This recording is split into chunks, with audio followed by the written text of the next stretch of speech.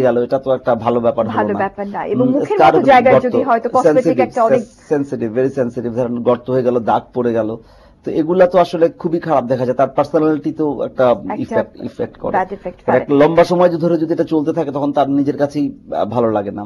এবং যত প্রোগ্রামে যাই আমি, তার মেইন কোয়েশ্চেন থাকে ব্রণের গর্ত। সেই জন্য আমার দর্শকদের চাহিদার কারণে আজকে আসলে এটা নিয়ে বলছি।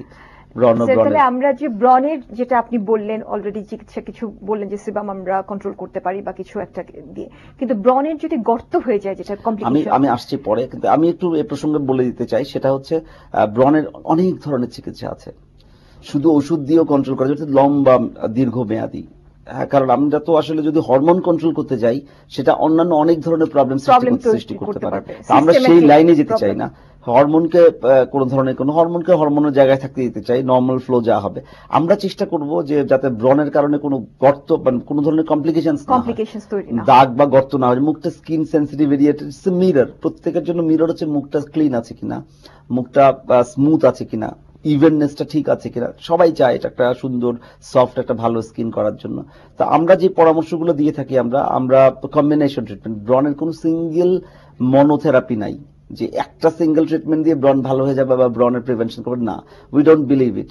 আমরা যেটা করি এখন উন্নত বিশ্বে, যেটা হচ্ছে অ্যাডভান্স কান্ট্রিতে, কম্বিনেশন ট্রিটমেন্ট। প্রিভেনশন নিতে হবে, যদি কোনো অ্যাক্টিভ ব্রণ থাকে সেটা করতে হবে, নেক্সট টাইম যাতে আসতে দেরি হয় বা এটাকে ধরে রাখা যায় সেটা করতে হবে, আর অলরেডি যদি কোনো কমপ্লিকেশন হয়েছে সেটাকে ঠিক করতে হবে। শুধু এটার জন্য অনেকগুলো জিনিসের সাহায্য নিতে হবে।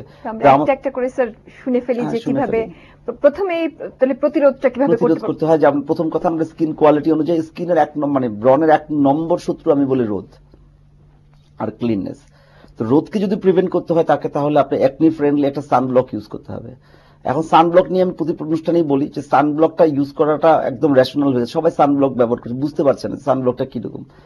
আমি আগেও বলেছি, স্কিনের কোয়ালিটি ভেদে, স্কিনকে বুঝে, এটার আপনার sun protecting factor plus skin quality দুটো দেখে সানব্লক নির্বাচন করতে হবে। It's either chemical sunblock or physical sunblock. অথবা আপনার দেখতে হবে যে এটা ফ্লুইড বেসড না অয়েল বেসড না লোশন বেসড, এটা স্কিন কোয়ালিটি সেবামের কনসেন্ট্রেশন দেখে ঠিক করতে হবে। সুতরাং একদম বাজার থেকে একটা কিনে নিলেই অফকোর্স নট, কারণ মোস্ট অফ দা মানে আমাদের এই কনসেপ্টই হয়ে গেছে সবাই সানব্লক বাজার থেকে একটা কিনে এনে ইউজ করা শুরু। কারণ সানব্লক বাংলাদেশে তৈরি হয় না, 1 নম্বর কথা। 2 নম্বর কথা হচ্ছে, যত দেশে যেগুলো তৈরি হয় এগুলি মোস্টলি ইউরোপ অথবা ইউএসএ তৈরি হয়, এটা শীত প্রধান দেশ। হ্যাঁ, ওখানের মধ্যে মোস্ট অফ দ্য জিনিস অনেক বেশি অয়েল বেসড। তো আমাদের দেশে যে সমস্ত সানব্লক পাওয়া যায় এগুলো অয়েল, এটা দিলে আর উল্টা আপনার কোথায় সিবাম কন্ট্রোলের চেয়ে আরো এক্সেস সিবাম আরো আর্টিফিশিয়ালি দিয়ে দিচ্ছি। ফলে তো আসলে এটা বোঝার কোনো উপায় জানতে হবে। তখন এখন আমি যেটা করি পার্সোনালি, সেটা হচ্ছে আমরা একটা অ্যানালাইসিস করে ওকে বুঝে নেই এখানে কি পরিমাণ সেবাম আছে, পার্সেন্টেজটা কত সেবাম, সেই অনুযায়ী যদি কারো সেবাম বেশি থাকে তাহলে আমরা